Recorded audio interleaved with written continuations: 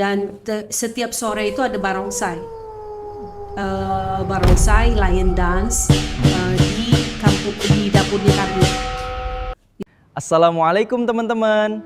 Yuk dukung channel Pena Islami dengan cara like video ini dan subscribe channel ini sekarang. Mengungsilah Terima ke kasih. Parung Bogor ini.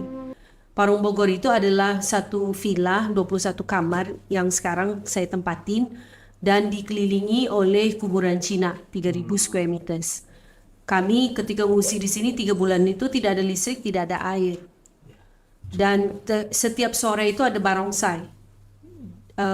Barongsai, lion dance di kampung, di dapurnya kami. Itu setiap maghrib. Barongsai itu apa? Barongsai kan ada tarian Cina. Tarian itu? Iya, yang lion dance. Ya. Jadi karena ini kuburan Cina semua. Maksudnya barongsai beneran ya? No, suara aja. Oh. Tapi nggak ada. Maksud saya Gelap itu. gulita kan 3 bulan tidak ada listrik, tidak ada air, gelap gulita. Tapi tiap maghrib itu kedengaran suara barongsai di dapur.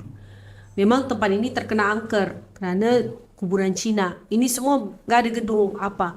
Jadi hanya satu rumah, satu villa 21 kamar yang saya tempati sekarang. Dan semuanya ini kuburan Cina. Jadi waktu 98 itu waktu kami ngungsi ke sini, Habib itu melihat di daerah sekitar sini banyak anak-anak perempuan yang tidak sekolah. Jadi mohon maaf ya bisa dibilang yang namanya cabe-cabean. Ya. Jadi kan di sini terkenal warung remang dari Parung sampai ke Puncak itu.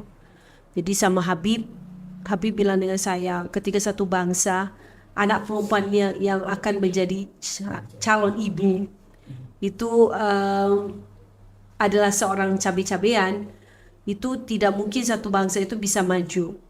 Pasti bangsa itu akan dimusnahkan oleh Allah.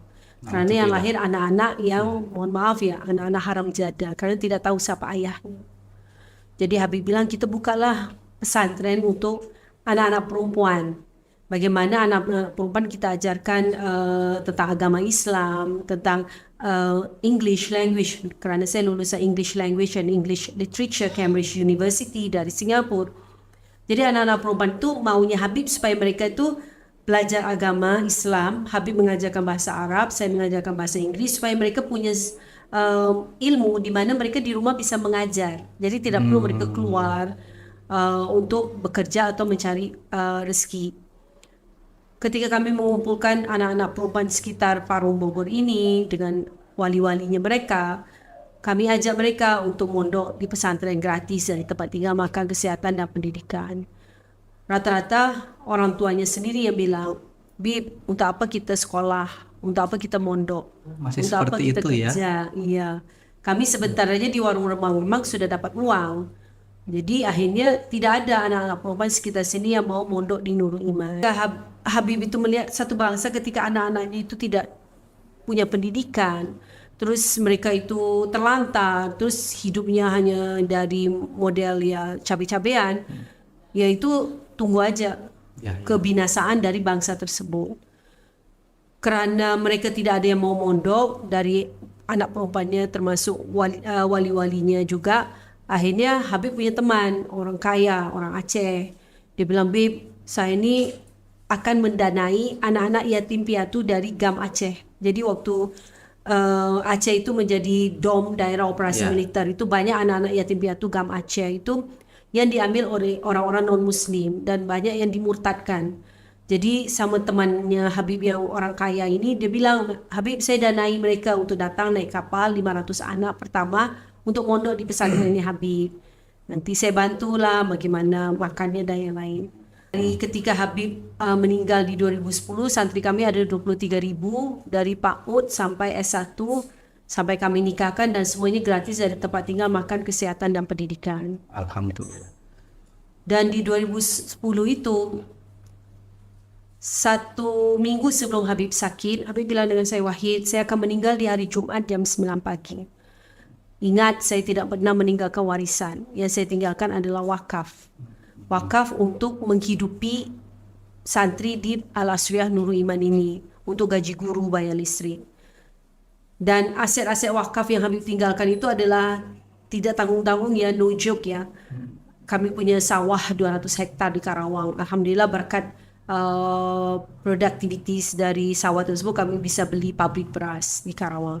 Kami punya hutan kayu dan kebun kopi di Lampung, dan sampai ke saham di tambang batubara. Dan Habib semua mengingatkan saya, nanti kalau saya tidak ada, kamu harus menjalankan semua aset-aset wakaf ini, harus produktif, harus bagaimana bisa menghidupkan 15.000 santri yang sekarang ada di Nurul Iman. Satu. Kedua, Habib juga bilang, nanti kalau saya sudah tidak ada, semua aset-aset wakaf ini harus yang menjalankannya adalah dari anak-anak santri. Maksudnya kan kami ada anak-anak yang sudah selesai S1. Dan dari selesai S1 ini mereka akan lanjut ke pengabdian atau internship of 2 years. 2 tahun. Ya, pengabdian. 2 tahun pengabdian magang, dan itu mereka akan ikut masuk di usaha-usaha kami.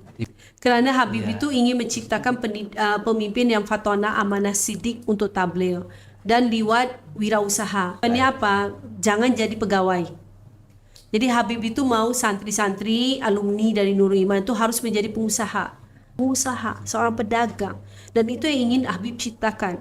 Dari Nurul Iman harus lahir semua pengusaha-pengusaha, pedagang-pedagang yang kaya raya. Tapi kaya raya bukan untuk pribadi, bukan untuk beli mobil atau untuk beli banyak rumah atau untuk kawin lagi dan kawin lagi. No, kekayaan itu dipakai untuk apa? Untuk dijadikan aset wakaf. Seperti apa yang dilakukan oleh Sayyidatina Khadijah, seperti Sayyidina Uthman bin Affan, punya aset kebun korma. Kalau kami nggak ada kebun korma, kami punya kebun kopi. Punya aset sumur air minum, Sayyidina Uthman bin Affan. Kami alhamdulillah punya pabrik air minum dalam kemasan, pabrik bisnis air minum, filter air minum. Dan juga seperti Sayyidina Uthman bin Affan, kami juga bisa dibilang ya, of course Sayyidina Uthman bin Affan punya hotel wakaf juga. Kami juga alhamdulillah punya penginapan, dan itu semuanya wakaf.